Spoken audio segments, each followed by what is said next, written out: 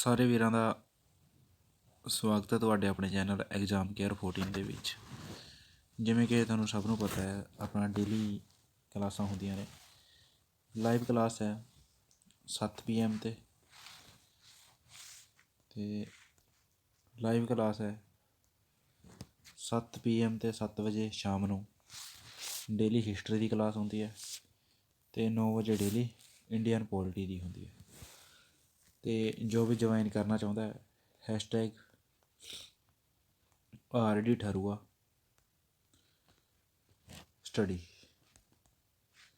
YouTube 'ਤੇ search ਕਰਕੇ daily ਇਸ ਟਾਈਮ ਜੁੜ ਸਕਦਾ ਹੈ। ਸਬਸਕ੍ਰਾਈਬ ਕਰਨ ਦੀ ਮੈਂ ਨਹੀਂ ਕਹਿ ਰਿਹਾ, ਲਾਈਕ ਕਰਨ ਦੀ ਮੈਂ ਨਹੀਂ ਕਹਿ ਰਿਹਾ। ਜੇਕਰ ਤੁਸੀਂ ਡੇਲੀ ਲਾਈਵ ਕਲਾਸ ਦੇਖਣੀ ਹੈ ਤਾਂ ਇਹ ਦੇਖ ਸਕਦੇ ਹੋ।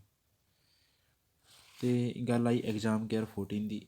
ਇਹ ਆਪਣਾ ਪੈਰਲਲ YouTube ਚੈਨਲ ਹੈ ਜਿਹਦੇ ਉੱਪਰ ਸਿਰਫ ਰਿਕਾਰਡਡ ਵੀਡੀਓ ਅਪਲੋਡ ਕੀਤੀਆਂ ਜਾਂਦੀਆਂ ਨੇ। ਲਾਈਵ ਕਲਾਸ ਸਿਰਫ RD ਠਰੂਆ ਸਟੱਡੀ 'ਤੇ ਹੋਊਗੀ। ਅਤੇ YouTube ਦੇ ਉੱਪਰ ਸਰਚ ਕਰੋਗੇ ਤਾਂ ਸਿਰਫ ਇੱਕ ਹੀ ਨਾਮ ਆਏਗਾ, ਜ਼ਿਆਦਾ ਨਾਮ ਨਹੀਂ ਤੁਹਾਨੂੰ ਸ਼ੋਅ ਹੋਣਗੇ। ਤਾਂ ਚਲੋ ਦੇਰ ਨਾ ਕਰਦੇ ਹੋਏ ਜਿਹੜਾ ਅੱਜ ਦਾ ਟੋਪਿਕ ਆਪਾਂ ਕਰਨ ਵਾਲੇ ਹਾਂ, ਧਾਰਮਿਕ ਸੁਧਾਰ ਅੰਦੋਲਨ ਦੇ ਨਾਲ ਸੰਬੰਧਿਤ ਜਿਹੜਾ ਪੰਜਾਬ ਦੇ ਵਿੱਚ। ਅੱਜ ਦਾ ਸਾਡਾ ਟੋਪਿਕ ਹੈ ਧਰਮ ਸੁਧਾਰ ਅੰਦੋਲਨ ਪੰਜਾਬ ਦੇ ਵਿੱਚ। ਖਾਸ ਕਰਕੇ ਇਹਨਾਂ ਦੀ ਅੱਜ ਇਤਿਹਾਸਿਕ ਪ੍ਰਸ਼ਟਭੂਮੀ ਆਪਾਂ ਦੇਖਣ ਦੀ ਕੋਸ਼ਿਸ਼ ਕਰਾਂਗੇ ਅਤੇ ਇਹਨਾਂ ਦਾ ਪੰਜਾਬ ਦੇ ਵਿੱਚ ਕੀ ਕੁਛ ਪ੍ਰਭਾਵ ਰਿਹਾ। ਆਜ਼ਾਦੀ ਦੇ ਅੰਦੋਲਨ ਦੇ ਵਿੱਚ ਇਹਨਾਂ ਦਾ ਕੀ ਪ੍ਰਭਾਵ ਰਿਹਾ, ਜਿਹੜੇ ਧਾਰਮਿਕ ਸੁਧਾਰ ਅੰਦੋਲਨ ਦਾ। ਹੁਣ ਇੱਥੇ ਇੱਕ ਗੱਲ ਸਮਝਣ ਵਾਲੀ ਹੈ, ਧਰਮ ਅਤੇ ਸੁਧਾਰ ਭਾਵ ਕਿਤੇ ਨਾ ਕਿਤੇ ਸਾਨੂੰ ਇਹ ਚੀਜ਼ ਦੇਖਣ ਨੂੰ ਮਿਲ ਗਈ। ਧਰਮ ਸੁਧਾਰ ਅੰਦੋਲਨ ਜਾਂ ਸੰਪਰਦਾਇਕ ਅੰਦੋਲਨ ਵੀ ਇਹਨਾਂ ਨੂੰ ਕਈ ਵਾਰੀ ਕਿਹਾ ਜਾਂਦਾ ਹੈ। ਕਿਉਂ ਜ਼ਰੂਰਤ ਪਈ? ਸਾਨੂੰ ਪਤਾ ਹੈ ਸਦੀਆਂ ਤੋਂ ਸਾਡਾ ਜਿਹੜਾ ਦੇਸ਼ ਹੈ ਵੱਖ ਵੱਖ ਧਰਮਾਂ ਦਾ, ਵੱਖ ਵੱਖ ਸੰਸਕ੍ਰਿਤੀਆਂ ਦਾ ਪਾਲਣਹਾਰ ਰਿਹਾ ਅਤੇ ਸਭ ਨੇ ਆਪਦੀਆਂ ਹਾਲਾਤਾਂ ਦੇ ਵਿੱਚ ਕੁਛ ਇਹੋ ਜਿਹੀਆਂ ਸਥਿਤੀਆਂ ਛਾਨਣ ਦੀ ਕੋਸ਼ਿਸ਼ ਕੀਤੀ ਅਤੇ ਆਪਣੇ ਆਪ ਨੂੰ ਪ੍ਰਫੁੱਲ ਕਰਨ ਦਾ ਕੋਸ਼ਿਸ਼ ਕੀਤਾ। ਅਤੇ ਇਸੇ ਤਰ੍ਹਾਂ ਵਿਸ਼ਵ ਦੇ ਵਿੱਚ ਜੇਕਰ ਆਪਾਂ ਦੇਖੀਏ ਤਾਂ ਵਿਸ਼ਵ ਪੱਧਰ 'ਤੇ ਵੀ ਬਹੁਤ ਸਾਰੇ ਧਰਮ, ਜਿਵੇਂ ਈਸਾਈ ਧਰਮ, ਯਹੂਦੀ ਅਤੇ ਇਸਲਾਮ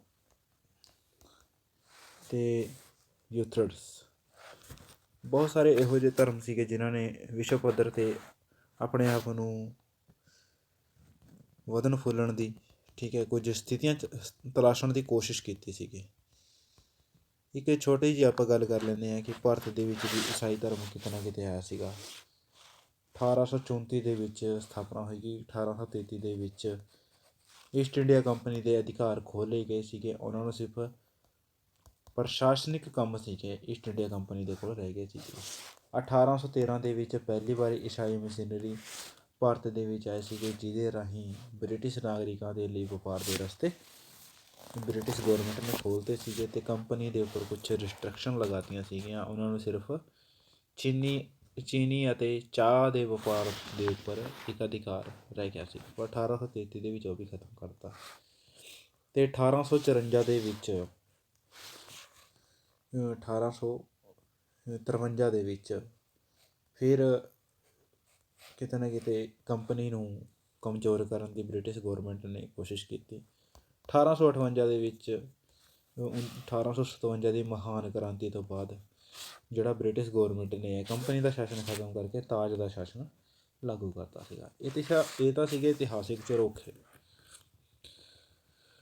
ਹੁਣ ਇਸੇ ਸਮੇਂ ਭਾਰਤ ਦੇ ਵਿੱਚ ਜਨਮ ਹੁੰਦਾ ਹੈ ਲਗਭਗ 1772 ਦੀ। ਅਤੇ ਆਪਾਂ ਨੇ ਗੱਲ ਕਰੀਏ ਜਦੋਂ ਕਿ ਭਾਰਤ ਦੇ ਵਿੱਚ ਵੱਖ ਵੱਖ ਸੰਪਰਦਾਇ ਸੀਗੇ, ਵੱਖ ਵੱਖ। ਹੁਣ ਜਿਹੜੇ ਸੰਪਰਦਾਇ ਉਸ ਸਮੇਂ ਚੱਲ ਰਹੇ ਸੀਗੇ, ਜਾਂ ਉਸ ਸਮੇਂ ਦੇ ਧਰਮ ਸੀਗੇ, ਚਾਹੇ ਕੋਈ ਵੀ ਧਰਮ ਸੀਗਾ, ਕਿਸੇ ਵੀ ਸੰਪਰਦਾਇ ਦੀ ਗੱਲ ਕਰੇ, ਕੁਛ ਨਾ ਕੁਛ ਉਹਨਾਂ ਦੇ ਵਿੱਚ ਬੁਰਾਈਆਂ ਸੀਗੀਆਂ। ਕੁਛ ਨਾ ਕੁਛ ਉਹਨਾਂ ਦੇ ਵਿੱਚ ਕੁਛ ਇਹੋ ਜਿਹੀਆਂ ਬੁਰੀ ਪ੍ਰਥਾਵਾਂ, ਕੁਰੀਤੀਆਂ ਆ ਗਈਆਂ ਸੀਗੀਆਂ। ਤਾਂ ਕਿਸੇ ਬੁੱਧੀਜੀਵੀ ਦਾ ਜਨਮ ਹੁੰਦਾ ਤਾਂ ਉਹਨਾਂ ਨੇ ਉਸ ਦਾ ਵਿਰੋਧ ਕਰਨਾ ਸ਼ੁਰੂ ਕੀਤਾ। ਉਸ ਦੇ ਵਿੱਚ ਉਹ ਸੁਧਾਰ ਨਹੀਂ ਕਰ ਸਕੇ ਤਾਂ ਆਪਣੇ ਆਪ ਨੂੰ ਅਲੱਗ ਕਰਕੇ ਇੱਕ ਅਲੱਗ ਸੰਪਰਦਾਇ ਜਾਂ ਇੱਕ ਅਲੱਗ ਧਰਮ ਅੰਦੋਲਨ ਚਲਾਉਣ ਦੀ ਕੋਸ਼ਿਸ਼ ਕੀਤੀ। ਉਹਨਾਂ ਦੇ ਵਿੱਚੋਂ ਹੀ ਇੱਕ ਬ੍ਰਹਮੋ ਸਮਾਜ ਹੈ ਜਿਹੜਾ ਆਪਾਂ ਅੱਜ ਪੜ੍ਹਾਂਗੇ। ਤਾਂ ਇਹਦੇ ਵਿੱਚ ਮਹੱਤਵਪੂਰਨ ਨਾਮ ਰਾਜਾ ਰਾਮ ਮੋਹਨ ਰਾਏ ਹੈ, ਜਿਹਦੇ ਬਾਰੇ ਸਮਝੇ ਬਿਨਾਂ ਜਾਂ ਜਿਹਦੇ ਬਾਰੇ ਪੜ੍ਹੇ ਬਿਨਾਂ ਆਪਾਂ ਬ੍ਰਹਮੋ ਸਮਾਜ ਨੂੰ ਨਹੀਂ ਸਮਝ ਸਕਦੇ। ਤਾਂ ਵੀਡੀਓ ਦੇ ਅੰਤ ਤੱਕ ਬਣੇ ਰਹਿਣ ਦੀ ਕੋਸ਼ਿਸ਼ ਜ਼ਰੂਰ ਕਰਿਓ, ਕੁਛ ਨਾ ਕੁਛ ਜ਼ਰੂਰ ਲੈ ਕੇ ਜਾਓਗੇ ਅੱਜ ਨਵੀਂ ਨੌਲੇਜ। ਇਹਨਾਂ ਨੇ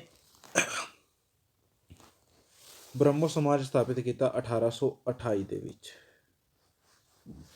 ਰਾਜਾ ਰਾਮ ਮੋਹਨ ਰਾਏ ਦਾ ਜਨਮ ਹੋਇਆ ਸੀਗਾ 1772 ਦੇ ਵਿੱਚ। ਲਗਭਗ ਕਾਫੀ ਉਮਰ ਦੇ ਹੋ ਗਏ ਸੀਗੇ ਜਦੋਂ ਇਹਨਾਂ ਨੇ ਬ੍ਰਹਮੋ ਸਮਾਜ ਨੂੰ ਸਥਾਪਿਤ ਕੀਤਾ ਜਾਂ ਬ੍ਰਹਮੋ ਸਮਾਜ ਦੀ ਇਹਨਾਂ ਨੇ ਗੱਲ ਕੀਤੀ। ਕੀ ਜ਼ਰੂਰਤ ਪਈ ਰਾਜਾ ਰਾਮ ਮੋਹਨ ਰਾਏ ਨੂੰ ਬ੍ਰਹਮੋ ਸਮਾਜ ਕਿਉਂ ਸਥਾਪਿਤ ਕਰਨਾ ਪਿਆ? ਇਹਦੇ ਪਿੱਛੇ ਬਹੁਤ ਸਾਰੇ ਉਸ ਸਮੇਂ ਦੇ ਸਮਕਾਲੀਨ ਕਾਰਨ ਸੀਗੇ, ਕਿਉਂਕਿ ਇਹ ਬੰਗਾਲੀ ਸਮਾਜ ਸੁਧਾਰਕ ਸੀਗੇ। ਲਗਭਗ ਆਪਾਂ ਇਹਨਾਂ ਨੂੰ ਬੰਗਾਲ ਦੇ ਸਮਾਜ ਸੁਧਾਰਕ ਦੇ ਵਿੱਚੋਂ ਜਾਂ ਪਹਿਲੇ ਇਹਨਾਂ ਨੂੰ ਕਈ ਵਾਰੀ ਕਿਹਾ ਜਾਂਦਾ ਹੈ ਭਾਰਤੀ ਚੇਤਨਾ ਦਾ ਜਿਹੜਾ ਪਹਿਲਾ ਬੰਦਾ ਹੈ ਜਿਹਨੇ ਭਾਰਤੀ ਵਿਚਾਰਧਾਰਾ ਜਾਂ ਚੇਤਨਾ ਨੂੰ, ਰਾਸ਼ਟਰਵਾਦੀ ਚੇਤਨਾ ਨੂੰ ਜਿਹਨੇ ਜਗਾਇਆ ਸੀਗਾ। ਅਤੇ ਇਹਨਾਂ ਦੇ ਪਿੰਡ ਦਾ ਨਾਮ ਸੀਗਾ ਰਾਧਾ ਨਗਰ। ਇਹਨਾਂ ਦੇ ਪਿੰਡ ਦਾ ਨਾਮ ਰਾਧਾ ਨਗਰ ਸੀਗਾ। ਰਾਧਾ ਨਗਰ ਇਹਨਾਂ ਦੇ ਪਿੰਡ ਦਾ ਨਾਮ ਸੀਗਾ। ਅਤੇ ਨਾਮੀ ਪਰਿਵਾਰ ਸੀ ਇਹਨਾਂ ਦਾ। ਉਹਨਾਂ ਨੇ ਬੰਗਲਾ, ਫਾਰਸੀ, ਅਰਬੀ, ਸੰਸਕ੍ਰਿਤ ਤੋਂ ਬਾਅਦ ਅੰਗਰੇਜ਼ੀ ਦਾ ਵੀ ਕਾਫੀ ਗਿਆਨ ਪ੍ਰਾਪਤ ਕੀਤਾ।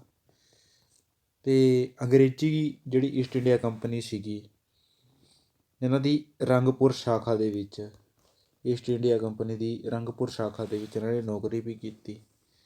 ਉਸ ਤੋਂ ਉਪਰੰਤ ਇਹ ਕਲਕੱਤਾ ਦੇ ਵਿੱਚ 1814 ਦੇ ਵਿੱਚ ਇਹ ਕਲਕੱਤਾ ਦੇ ਵਿੱਚ ਆ ਕੇ ਰਹਿਣ ਲੱਗ ਗਏ ਸੀਗੇ। ਉਸ ਤੋਂ ਬਾਅਦ ਇਹਨਾਂ ਨੇ ਜ਼ੋਰ ਸ਼ੋਰ ਦੇ ਨਾਲ ਧਾਰਮਿਕ ਸੁਧਾਰਾਂ ਦਾ ਉੱਥੇ ਪ੍ਰਚਾਰ ਕਰਨਾ ਸ਼ੁਰੂ ਕਰ ਦਿੱਤਾ। ਇਸ ਤਰ੍ਹਾਂ ਕਰਦੇ ਕਰਦੇ 1828 ਦੇ ਵਿੱਚ ਆ ਕੇ ਇਹਨਾਂ ਨੇ ਇੱਕ ਅਲੱਗ ਸਮਾਜ ਦੀ ਸਥਾਪਨਾ ਕੀਤੀ, ਇੱਕ ਅਲੱਗ ਸੰਗਠਨ ਦੀ ਸਥਾਪਨਾ ਕੀਤੀ ਜਿਸ ਨੂੰ ਬ੍ਰਹਮੋ ਸਮਾਜ ਕਿਹਾ ਗਿਆ 1828 ਦੇ ਵਿੱਚ। ਬ੍ਰਹਮੋ ਸਮਾਜ ਇੰਨੀ ਹਰਮਨ ਪਿਆਰੀ ਨਹੀਂ ਬਣ ਸਕੀ ਕਿਉਂਕਿ ਸਿਰਫ ਇਹਦੇ ਵਿੱਚ ਕੁਛ ਪੜ੍ਹੇ ਲਿਖੇ ਲੋਕ ਸੀਗੇ, ਉਦਾਰ ਕਿਸਮ ਦੇ ਵਿਅਕਤੀ ਹੀ ਇਹਦੇ ਵਿੱਚ ਸ਼ਾਮਿਲ ਹੋਏ। ਲੋਕਾਂ ਨੇ ਇਸ ਨੂੰ ਨਕਾਰਨ ਦੀ ਕੋਸ਼ਿਸ਼ ਕੀਤੀ। ਫਿਰ ਕੀ ਹੋਇਆ, ਇਸ ਤੋਂ ਲਗਭਗ ਜਦੋਂ ਇਸ ਦੀ 1828 ਦੇ ਵਿੱਚ ਬ੍ਰਹਮੋ ਸਮਾਜ ਦੀ ਸਥਾਪਨਾ ਹੁੰਦੀ ਹੈ ਤਾਂ 1829 ਆਪਾਂ ਦੇਖਦੇ ਹਾਂ ਇਹਨਾਂ ਦੇ ਪ੍ਰਯਾਸ ਦੇ ਨਾਲ ਸਤੀ ਪ੍ਰਥਾ ਖਤਮ ਕਰ ਦਿੱਤੀ ਜਾਂਦੀ ਹੈ। ਸਤੀ ਪ੍ਰਥਾ ਦੇ ਉੱਪਰ ਇੱਕ ਮਹੱਤਵਪੂਰਨ ਸਟੋਰੀ ਇਹ ਹੈ ਕਿ ਜਦੋਂ ਇਹਨਾਂ ਦੇ ਵੱਡੇ ਭਰਾ ਦਾ ਦੇਹਾਂਤ ਹੋਇਆ ਤਾਂ ਇਹਦੀ ਭਰਜਾਈ ਕੀ ਸੀਗੀ, ਅੱਗ ਦੇ ਵਿੱਚ ਸੜ ਰਹੀ ਸੀਗੀ ਅਤੇ ਇਹਦੇ ਤੋਂ ਉਹ ਦੇਖਿਆ ਨਹੀਂ ਗਿਆ ਅਤੇ ਇਹਨੇ ਉਸ ਸਮੇਂ ਠਾਣ ਲਈ ਕਿ ਮੈਂ ਇਸ ਪ੍ਰਥਾ ਨੂੰ ਕੀ ਹੈ ਖਤਮ ਕਰਾ ਕੇ ਹੀ ਰਹੂੰਗਾ। ਤਾਂ 1829 ਦੇ ਵਿੱਚ ਵਿਲੀਅਮ ਬੈਂਟਿੰਕ ਉਸ ਸਮੇਂ ਗਵਰਨਰ ਜਨਰਲ ਸੀਗੇ, ਭਾਰਤ ਦੇ ਗਵਰਨਰ ਸੀਗੇ ਬੰਗਾਲ ਦੇ। ਠੀਕ ਹੈ, ਬੰਗਾਲ ਦੇ ਗਵਰਨਰ ਸੀਗੇ ਉਸ ਸਮੇਂ। ਠੀਕ ਹੈ, ਬੰਗਾਲ ਦੇ ਗਵਰਨਰ ਸੀਗੇ ਵਿਲੀਅਮ ਬੈਂਟਿੰਕ। ਉਹਨਾਂ ਦੀ ਸਹਾਇਤਾ ਦੇ ਨਾਲ 1829 ਦੇ ਵਿੱਚ ਇਹਨਾਂ ਨੇ ਸਤੀ ਪ੍ਰਥਾ ਨੂੰ ਖਤਮ ਕਰਤਾ। ਅਤੇ ਇਹ ਉਹੀ ਬੰਦਾ ਹੈ ਜਿਹੜਾ 1833 ਦੇ ਵਿੱਚ ਭਾਰਤ ਦਾ ਪਹਿਲਾ ਗਵਰਨਰ ਜਨਰਲ ਬਣਦਾ ਹੈ। ਠੀਕ ਹੈ, ਅਤੇ ਮਹੱਤਵਪੂਰਨ ਜਾਣਕਾਰੀ ਹੈ ਕਿ ਸਤੀ ਪ੍ਰਥਾ ਨੂੰ ਖਤਮ ਕਰਨ ਦੇ ਵਿੱਚ ਵਿਲੀਅਮ ਬੈਂਟਿੰਕ ਅਤੇ ਬ੍ਰਹਮੋ ਸਮਾਜ ਦੇ ਸੰਸਥਾਪਕ ਰਾਜਾ ਰਾਮ ਮੋਹਨ ਰਾਏ ਦਾ ਮਹੱਤਵਪੂਰਨ ਹੱਥ ਰਿਹਾ ਹੈ। ਹੁਣ ਗੱਲ ਇੱਥੇ ਹੀ ਖਤਮ ਨਹੀਂ ਹੁੰਦੀ। ਇਹ ਲਗਭਗ 1930 ਦੇ ਵਿੱਚ ਇੰਗਲੈਂਡ ਚਲੇ ਜਾਂਦੇ ਆ।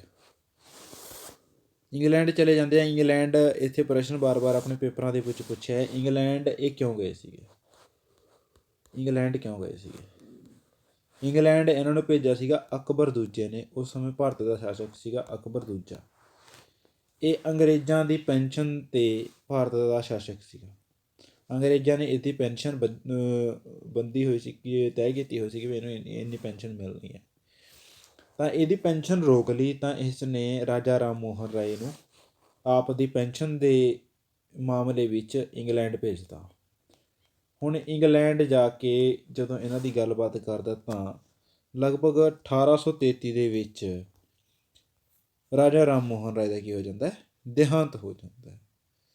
ਹੁਣ ਜਦੋਂ ਰਾਜਾ ਰਾਮ ਮੋਹਨ ਰਾਏ ਦਾ ਦੇਹਾਂਤ ਹੋਇਆ ਉਸ ਸਮੇਂ ਹੁਣ ਇਹ ਤਾਂ ਇੱਕ ਚੀਜ਼ ਹੈਗੀ ਹੈ ਕਿ ਬ੍ਰਹਮੋ ਸਮਾਜ ਇਹਨਾਂ ਨੇ ਸਥਾਪਿਤ ਕਰਤਾ ਸੀਗਾ। ਤਾਂ ਬ੍ਰਹਮੋ ਸਮਾਜ ਦੇ ਜਿਹੜੇ ਸਭ ਤੋਂ ਦੂਜੇ ਮਹਾਨ ਆਗੂ ਜੇਕਰ ਆਪਾਂ ਦੇਖੀਏ ਤਾਂ ਉਹ ਸੀਗੇ ਮਹਾਰਿਸ਼ੀ ਦੇਵੇਂਦਰ ਨਾਥ ਟੈਗੋਰ। ਜੇਕਰ ਆਪਾਂ ਗੱਲ ਕਰੀਏ ਦੂਜੇ ਮਹਾਨ ਆਗੂ ਦਵਿੰਦਰ ਨਾਥ ਟੈਗੋਰ ਸੀਗੇ ਮਹਾਰਿਸ਼ੀ। ਇਹ ਵੀ ਲਗਭਗ 1816 ਤੋਂ 1905 ਤੱਕ ਇਹ ਰਹੇ ਸੀਗੇ, ਠੀਕ ਹੈ, 1816 ਦੇ ਵਿੱਚ। ਅਤੇ 1843 ਦੇ ਵਿੱਚ ਇਹਨਾਂ ਨੇ ਪ੍ਰਵੇਸ਼ ਕੀਤਾ ਸੀਗਾ ਬ੍ਰਹਮੋ ਸਮਾਜ ਦੇ ਵਿੱਚ।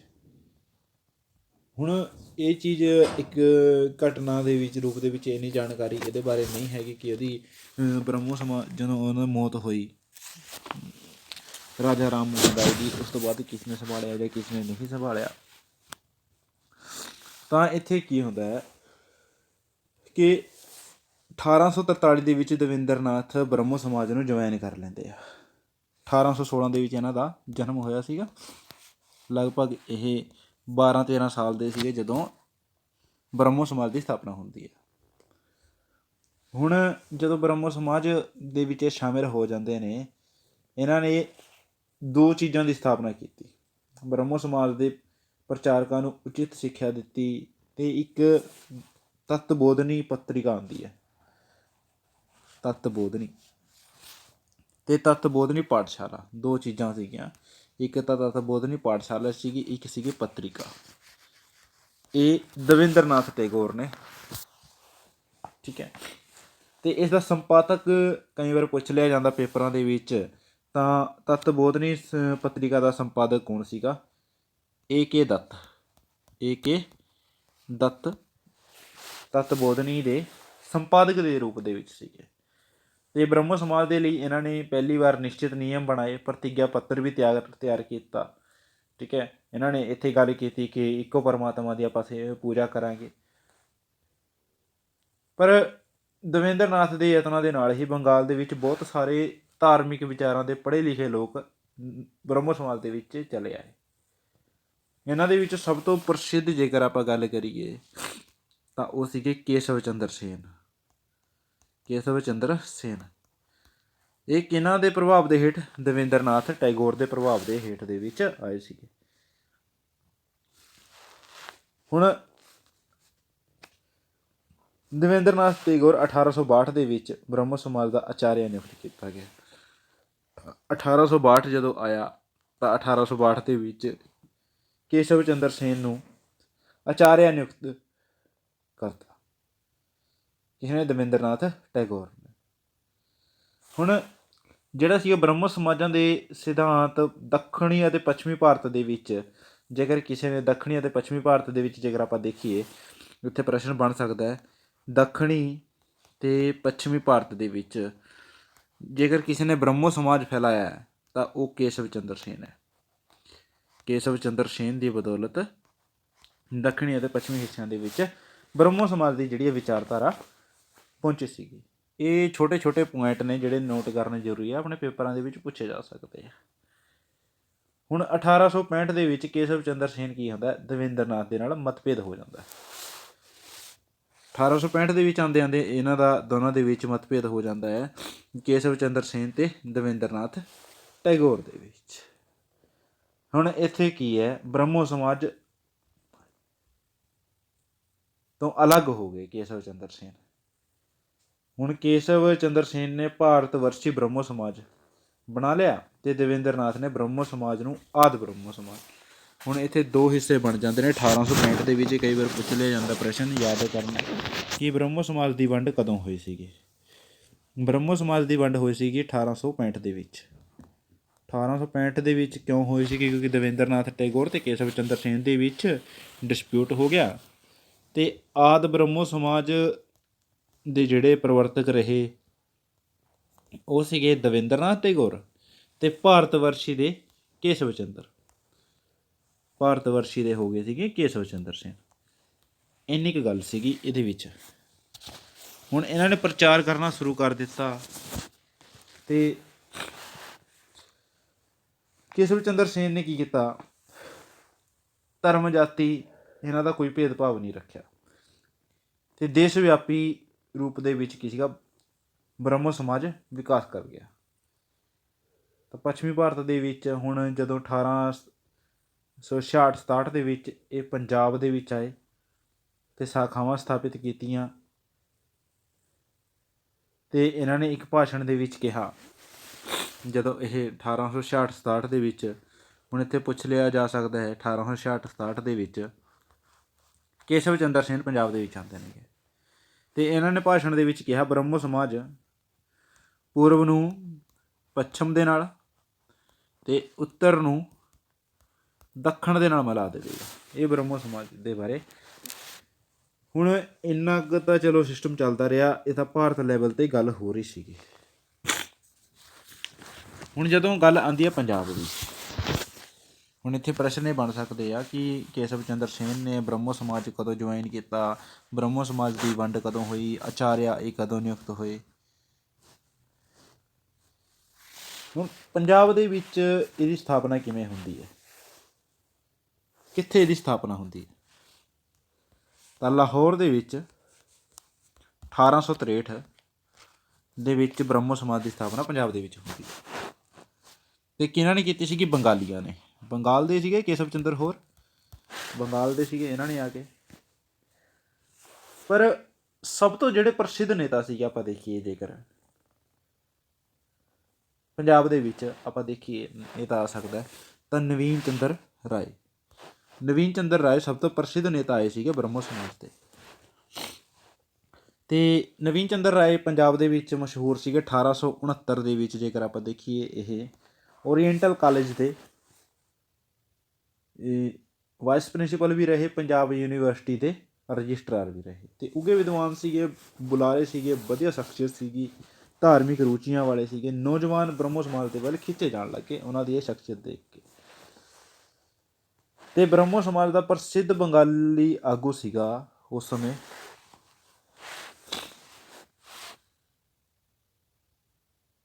ਪ੍ਰਤਾਪ ਚੰਦਰ ਮਜੂਮਦਾਰ। ਇਹ ਪੁੱਛਿਆ ਜਾ ਸਕਦਾ ਕਿਉਂਕਿ ਨਾਮ ਆਪਾਂ ਨੂੰ ਧਿਆਨ ਨਹੀਂ ਹੁੰਦਾ।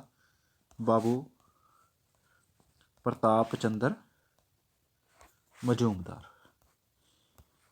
ਇਹ ਵੀ ਪ੍ਰਸਿੱਧ ਆਗੂ ਸੀਗਾ। ਲਾਹੌਰ ਦੇ ਵਿੱਚ ਆਇਆ, ਜ਼ੋਰ ਸ਼ੋਰ ਦੇ ਨਾਲ ਪ੍ਰਚਾਰ ਕੀਤੇ, ਅਤੇ ਇਹਨਾਂ ਦੇ ਲਾਹੌਰ ਦੇ ਵਿੱਚ ਸਿੱਖਿਆ ਪ੍ਰਾਪਤ ਕਰ ਰਹੇ ਪੰਡਿਤ ਹਰਕ੍ਰਿਸ਼ਨ ਦਾਸ, ਮਾਧੋ ਦਾਸ, ਲਾਲੀ ਖੁਸ਼ੀ ਰਾਮ ਬਹੁਤ ਸਾਰੇ ਪ੍ਰਭਾਵਿਤ ਹੋਏ। ਇਹਨਾਂ ਨੂੰ ਸਨਮਾਨ ਪੱਤਰ ਵੀ ਪੇਸ਼ ਕੀਤਾ। ਪਰ ਲਾਹੌਰ ਦੇ ਵਿੱਚ ਬ੍ਰਹਮੋ ਸਮਾਜ ਦੀਆਂ ਪ੍ਰਚਾਰਕਾਂ ਦੇ ਵਿੱਚ ਹੋਰ ਮਹੱਤਵਪੂਰਨ ਸੀਗੇ ਚੰਦਰ ਚੈਟਰਜੀ, ਕਾਲੀ ਪ੍ਰਸੰਨਾ ਰਾਏ ਅਤੇ ਜੋਗਿੰਦਰ ਚੰਦਰ ਬੋਸ। ਮਹੱਤਵਪੂਰਨ ਨਾਮ ਨੇ ਇਹ। ਫਿਰ ਕੀ ਹੁੰਦਾ ਹੈ 1866-67 ਦੇ ਵਿੱਚ ਫਿਰ ਗੱਲ ਆ ਜਾਂਦੀ ਹੈ ਰਾਵਲਪਿੰਡੀ ਦੀ, ਅਤੇ 1873 ਦੇ ਵਿੱਚ ਅੰਮ੍ਰਿਤਸਰ ਦੇ ਵਿੱਚ, 1875 ਦੇ ਵਿੱਚ ਮੁਲਤਾਨ ਦੇ ਵਿੱਚ ਸ਼ਾਖਾਵਾਂ ਸਥਾਪਿਤ ਕੀਤੀਆਂ ਗਈਆਂ ਸੀਗੀਆਂ। ਹੁਣ ਇੱਥੇ ਇੱਕ ਗੱਲ ਆ ਸਕਦਾ, ਪ੍ਰਸ਼ਨ ਪੁੱਛਿਆ ਜਾ ਸਕਦਾ ਕਿਉਂਕਿ ਐਗਜ਼ਾਮੀਨਰ ਦੇ ਹੱਥ ਲੱਗ ਸਕਦਾ ਹੈ ਕਿ ਅੰਮ੍ਰਿਤਸਰ ਦੇ ਵਿੱਚ ਬ੍ਰਹਮੋ ਸਮਾਜ ਦੀ ਸ਼ਾਖਾ ਕਦੋਂ ਸਥਾਪਿਤ ਕੀਤੀ ਗਈ? ਅੰਮ੍ਰਿਤਸਰ ਦੇ ਵਿੱਚ ਬ੍ਰਹਮੋ ਸਮਾਜ ਦੀ ਸ਼ਾਖਾ ਕਦੋਂ ਸਥਾਪਿਤ ਕੀਤੀ ਗਈ? ਤਾਂ 1873 ਦੇ ਵਿੱਚ, ਕਿਉਂਕਿ ਅੰਮ੍ਰਿਤਸਰ ਹੀ ਰਹਿ ਗਏ, ਰਾਵਲਪਿੰਡੀ ਅਤੇ ਮੁਲਤਾਨ ਤਾਂ ਹੁਣ ਪਾਕਿਸਤਾਨ ਦੇ ਵਿੱਚ ਚਲੇ ਗਏ। ਹੁਣ ਲਗਭਗ ਇਹ ਹਫ਼ਤਾਵਾਰ ਬੈਠਕਾਂ ਕਰਦੇ ਸੀਗੇ। ਪੰਜਾਬੀ, ਹਿੰਦੀ ਅਤੇ ਉਰਦੂ ਦੇ ਵਿੱਚ ਅਨੁਵਾਦ ਕੀਤਾ ਆਪਦੇ, ਅਤੇ ਲੋਕਾਂ ਦੇ ਕੋਲ ਇਹਨਾਂ ਨੇ ਪਹੁੰਚਾਉਣ ਦੀ ਕੋਸ਼ਿਸ਼ ਕੀਤੀ। ਹੁਣ ਇੱਥੇ ਇੱਕ ਇਹਨਾਂ ਨੇ ਜਾਰੀ ਕੀਤਾ ਸੀਗਾ ਹਰੀ ਹਕੀਕਤ ਰਸਾਲਾ। ਇਹ ਪੁੱਛਿਆ ਜਾ ਸਕਦਾ ਹਰੀ ਹਕੀਕਤ ਰਸਾਲਾ 1877 ਦੇ ਵਿੱਚ ਇਹਨਾਂ ਨੇ ਜਾਰੀ ਕੀਤਾ ਸੀਗਾ, ਅਤੇ ਜਗ੍ਹਾ ਸੀਗੀ ਲਾਹੌਰ। ਹਰੀ ਹਕੀਕਤ ਰਸਾਲਾ ਤਾਂ ਮਹੱਤਵਪੂਰਨ ਹੋ ਸਕਦਾ ਆਪਣੇ ਪੇਪਰ ਦੇ ਲਈ। 1877 ਦੇ ਵਿੱਚ ਹਰੀ ਹਕੀਕਤ ਰਸਾਲਾ ਬ੍ਰਹਮੋ ਸਮਾਜ ਦੁਆਰਾ ਜਾਰੀ ਕੀਤਾ ਗਿਆ ਸੀਗਾ। ਇਹ ਲਗਭਗ ਮਾਸਿਕ ਰਸਾਲਾ ਸੀਗਾ। ਜ਼ੋਰ ਸ਼ੋਰ ਦੇ ਨਾਲ ਬ੍ਰਹਮੋ ਸਮਾਜ ਦੇ ਵਿਚਾਰਾਂ ਨੂੰ ਇਹਨਾਂ ਨੇ ਜਾਰੀ ਕੀਤਾ। ਹੁਣ ਇੱਕ ਮਹੱਤਵਪੂਰਨ ਨਾਮ ਹੋਰ ਇੱਥੇ ਆਉਂਦਾ ਹੈ ਜਿਨ੍ਹਾਂ ਨੇ ਸੱਤ ਸਭਾ ਦੀ ਸਥਾਪਨਾ ਕੀਤੀ ਸੀਗੀ। ਸੱਤ ਸਭਾ ਦੀ ਉਹ ਸੀਗਾ ਲਾਲ ਬਿਹਾਰੀ ਲਾਲ। ਮਹੱਤਵਪੂਰਨ ਨਾਮ ਹੈ ਲਾਲ ਬਿਹਾਰੀ ਲਾਲ। ਲਾਲ ਬਿਹਾਰੀ ਲਾਲ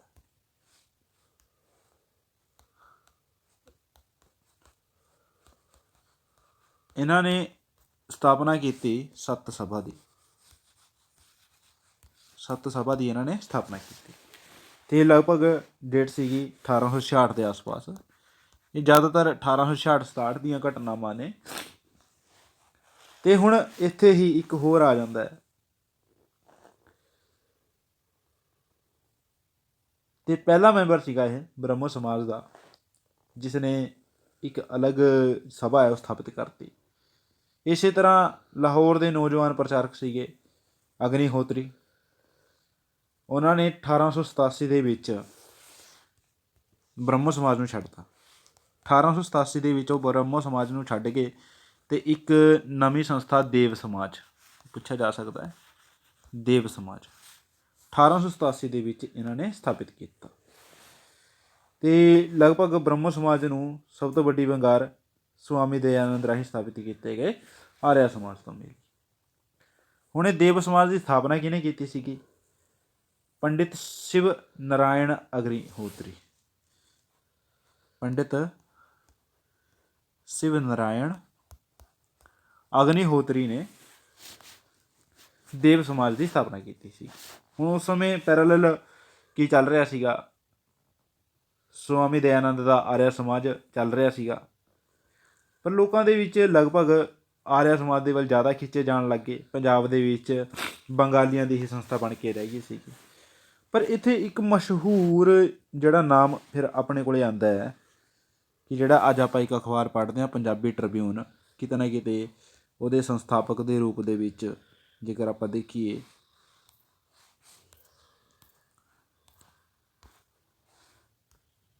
ਪੰਜਾਬੀ ਟ੍ਰਿਬਿਊਨ ਸਾਰੇ ਪੜ੍ਹਦੇ ਨੇਗੇ, ਉਹਦੇ ਵੀ ਸੰਸਥਾਪਕ ਦੇ ਰੂਪ ਦੇ ਵਿੱਚ, ਅਤੇ ਇੱਕ ਦਿਆਲ ਸਿੰਘ ਕਾਲਜ ਦੇ ਰੂਪ ਦੇ ਵਿੱਚ ਉਹਨਾਂ ਦਾ ਨਾਮ, ਦਿਆਲ ਸਿੰਘ ਕਾਲਜ ਦੇ ਰੂਪ ਦੇ ਵਿੱਚ ਉਹਨਾਂ ਦਾ ਨਾਮ ਮਸ਼ਹੂਰ ਹੈ। ਉਹ ਸੀਗੇ ਦਿਆਲ ਸਿੰਘ ਮਜੀਠੀਆ, ਨਾਮ ਸੀਗਾ ਦਿਆਲ ਸਿੰਘ ਮਜੀਠੀਆ। ਇਹ ਮਹੱਤਵਪੂਰਨ ਨਾਮ ਹੈ ਆਪਣੇ ਪੰਜਾਬ ਦੇ ਇਤਿਹਾਸ ਦੇ ਨਾਲ, ਜੇਕਰ ਆਪਾਂ ਧਰਮ ਸੁਧਾਰ ਅੰਦੋਲਨਾਂ ਦੀ ਜਿਹੜੀ ਹੈ ਗੱਲ ਕਰਦੇ ਹਾਂ। ਹੁਣ ਇਹਨਾਂ ਨੇ ਬ੍ਰਹਮੋ ਸਮਾਜ ਦੇ ਨਾਲ ਇਹ ਜੀਵਨ ਭਰ ਜੁੜੇ ਰਹੇ ਅਤੇ ਕਾਫੀ ਚੀਜ਼ਾਂ ਇਹਨਾਂ ਨੇ ਕੀਤੀ। ਅੰਗਰੇਜ਼ੀ ਅਖਬਾਰ ਹੈ, ਪੰਜਾਬੀ ਟ੍ਰਿਬਿਊਨ ਅੰਗਰੇਜ਼ੀ ਅਖਬਾਰ ਹੈ, ਟ੍ਰਿਬਿਊਨ ਅੰਗਰੇਜ਼ੀ ਅਖਬਾਰ ਟ੍ਰਿਬਿਊਨ ਦੀ ਇਹ ਗੱਲ ਕਰਦੇ ਨੇ। ਹੁਣ ਬ੍ਰਹਮੋ ਸਮਾਜ ਦੇ ਸਿਧਾਂਤ ਸੀਗੇ ਜਿਹੜੇ ਹੋਰ ਸੀਗੇ, ਇਹਨਾਂ ਨੇ ਗੱਲ ਕਰੀ 1866 ਦੇ ਵਿੱਚ। ਬ੍ਰਹਮੋ ਸਮਾਜ ਦੇ ਸਿਧਾਂਤ ਕਿਹੜੇ ਕਿਹੜੇ ਸੀਗੇ, ਇਹ ਵੀ ਆਪਾਂ ਨੂੰ ਕਈ ਵਾਰ ਪੇਪਰ ਦੇ ਵਿੱਚ ਪੁੱਛ ਲਿਆ ਜਾਂਦਾ ਹੈ ਕਿ ਕਿਹੜੇ ਕਿਹੜੇ ਸੀਗੇ। ਇਹਨਾਂ ਨੇ ਸਭ ਤੋਂ ਪਹਿਲਾਂ ਦੇਵੀ ਦੇਵਤਿਆਂ ਦੀ ਪੂਜਾ ਦੇ ਵਿਰੁੱਧ ਸੀਗੇ। ਬ੍ਰਹਮੋ ਸਮਾਜ ਨੇ ਦੇਵੀ ਦੇਵਤਿਆਂ ਦੀ ਪੂਜਾ ਇਹਨਾਂ ਨੇ ਨੈਗਲੈਕਟ ਕਰਤੀ ਕਿ ਦੇਵੀ ਦੇਵਤੇ ਤਾਂ ਮੰਨਣੇ ਨਹੀਂ। ਉਸ ਤੋਂ ਬਾਅਦ ਬ੍ਰਹਮਾ ਦੀ ਪੂਜਾ ਕਰਦੇ ਸੀਗੇ। ਇਹ ਸਿਰਫ ਪੁੱਛਿਆ ਜਾ ਸਕਦਾ ਕਿਹਦੀ ਪੂਜਾ ਕਰਦੇ ਸੀਗੇ? ਬ੍ਰਹਮਾ ਦੀ ਪੂਜਾ ਕਰਦੇ ਸੀਗੇ, ਈਸਾਈਆਂ ਵਾਂਗ, ਜਿਵੇਂ ਚਰਚ ਦੇ ਵਿੱਚ ਈਸਾਈ ਜਾ ਕੇ ਪੂਜਾ ਕਰਦੇ ਸੀਗੇ। ਜਾਤ ਪਾਤ ਤੋਂ ਮੁਕਤ ਸੀਗੇ, ਭੇਦਭਾਵ ਨਹੀਂ ਸੀਗਾ ਇਹਨਾਂ ਦੇ ਵਿੱਚ। ਪ੍ਰੀਤੀ ਭੋਜਨ ਕਰਿਆ ਕਰਦੇ ਸੀਗੇ ਸਾਰੇ ਬੈਠ ਕੇ, ਜਾਤ ਪਾਤ ਨੂੰ ਖਤਮ ਕਰਨ ਕਰਕੇ ਪ੍ਰੀਤੀ ਭੋਜਨ ਸਾਰੇ ਇਕੱਠੇ ਬੈਠ ਕੇ ਕਰਦੇ ਸੀਗੇ। ਅਤੇ ਭਾਸ਼ਣਾਂ ਦੇ ਵਿੱਚ ਧਾਰਮਿਕ ਸੁਤੰਤਰਤਾ ਦਾ ਪ੍ਰਗਟਾਵਾ ਇਹਨਾਂ ਨੇ ਕੀਤਾ। ਨੈਤਿਕ ਵਿਕਾਸ, ਪੁਨਰ ਵਿਆਹ ਦੇ ਪੱਖ ਦੇ ਵਿੱਚ, ਠੀਕ ਹੈ, ਛੋਟੀ ਉਮਰ ਦੇ ਵਿਆਹ ਦਾ ਇਹਨਾਂ ਨੇ ਵਿਰੋਧ ਕੀਤਾ। ਅੰਤ ਦੇ ਵਿੱਚ ਆਪਾਂ ਇੰਨਾ ਕੁ ਕਹਿ ਸਕਦੇ ਹਾਂ ਕਿ ਇਹ ਮਹੱਤਵਪੂਰਨ ਜਿਹੜਾ ਸੁਧਾਰ ਸੀਗਾ ਜਿਹੜਾ ਆਪਣੇ ਭਾਰਤ ਦੇ ਵਿੱਚ ਸੀਗਾ। ਅਤੇ ਜੇਕਰ ਆਪਾਂ ਦੇਖੀਏ ਬਹੁਤ ਵਧੀਆ ਵਿਚਾਰਧਾਰਾ ਸੀਗੀ, ਪੱਛਮੀ ਵਿਚਾਰਧਾਰਾ ਤੋਂ ਜ਼ਿਆਦਾ ਪ੍ਰਭਾਵਿਤ ਸੀਗੇ। ਬ੍ਰਹਮੋ ਸਮਾਜ ਦੇ ਈਸਾਈਆਂ ਦੀ ਪ੍ਰਸ਼ੰਸਾ ਨੂੰ ਜਾਣ ਕੇ ਲੋਕਾਂ ਨੂੰ ਪਸੰਦ ਨਾ ਆਇਆ, ਠੀਕ ਹੈ। ਪ੍ਰੀਤੀ ਭੋਜਨ ਕਰਕੇ ਵੀ ਲੋਕ ਇਹਦੇ ਵਿੱਚ ਸ਼ਾਮਿਲ ਹੋਣਾ ਪਸੰਦ ਨਹੀਂ ਕਰਦੇ ਸੀਗੇ। ਅਤੇ ਆਧਾਰਿਤ ਬਹੁਤ ਸਾਰੀਆਂ ਗੱਲਾਂ ਸੀਗੀਆਂ। ਇਹ ਗੱਲ ਪੰਡਿਤ ਗੁਰੂਦੱਤ, ਲਾਲਾ ਮੁਨਸ਼ੀ ਰਾਮ, ਲਾਜਪਤ ਰਾਏ, ਪਰ ਬਾਅਦ ਦੇ ਵਿੱਚ ਉਹ ਕੀ ਸੀਗੇ, ਆਰਿਆ ਸਮਾਜ ਦੇ ਵਿੱਚ ਸ਼ਾਮਿਲ ਹੋ ਗਏ, ਕਿਉਂਕਿ ਇਹ ਵੇਦਾਂ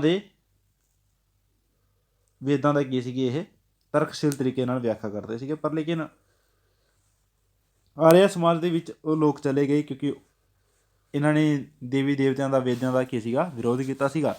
ਪਰ ਲੇਕਿਨ ਬਾਅਦ ਦੇ ਵਿੱਚ ਜਿਵੇਂ ਲਾਲਾ ਲਾਜਪਤ ਰਾਏ ਸੀਗਾ, ਆਪਾਂ ਗੱਲ ਕਰਦੇ ਹਾਂ ਲਾਲਾ ਮੁਨਸ਼ੀ ਰਾਮ ਦੀ, ਲਾਲਾ ਸਾਈਂ ਦਾਸ ਦੀ, ਭਗਵਤ ਈਸ਼ਵਰ ਦਾਸ ਦੀ।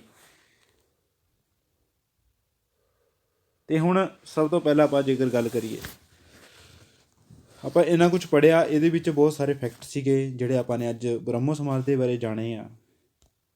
ਤਾਂ ਜੇਕਰ ਹੋ ਸਕਦਾ ਵੀਡੀਓ ਵੱਧ ਤੋਂ ਵੱਧ ਲੋਕਾਂ ਦੇ ਕੋਲ ਪਹੁੰਚ ਜਾਣੀ ਚਾਹੀਦੀ ਹੈ, ਜਿਹੜਾ ਵੀ ਗਰੀਬ ਬੱਚਾ ਹੈ ਤਿਆਰੀ ਕਰ ਸਕੇ।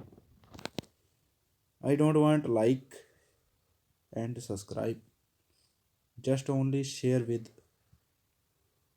needy people। ਜਿਹੜੇ ਜ਼ਰੂਰਤਮੰਦ ਲੋਕ ਨੇਗੇ ਉਹਨਾਂ ਦੇ ਕੋਲ ਇਸ ਨੂੰ ਸ਼ੇਅਰ ਕਰੋ, ਤਾਂ ਜੋ ਕਿਸੇ ਨਾ ਕਿਸੇ ਦਾ ਫਾਇਦਾ ਹੋ ਸਕੇ। ਅਤੇ ਆਪਾਂ ਮਿਲਦੇ ਹਾਂ ਅਗਲੇ ਇੱਕ ਹੋਰ ਮਹੱਤਵਪੂਰਨ ਵੀਡੀਓ ਦੇ ਨਾਲ। ਤਦ ਤੱਕ ਲਈ ਵਾਹਿਗੁਰੂ ਮਿਹਰ ਕਰੇ, ਤੁਹਾਡਾ ਸਾਥ ਬਣਿਆ ਰਹੇ। ਵੀਡੀਓ ਨੂੰ ਅੰਤ ਤੱਕ ਦੇਖਣ ਲਈ ਤੁਹਾਡਾ ਸਾਰਿਆਂ ਦਾ ਧੰਨਵਾਦ।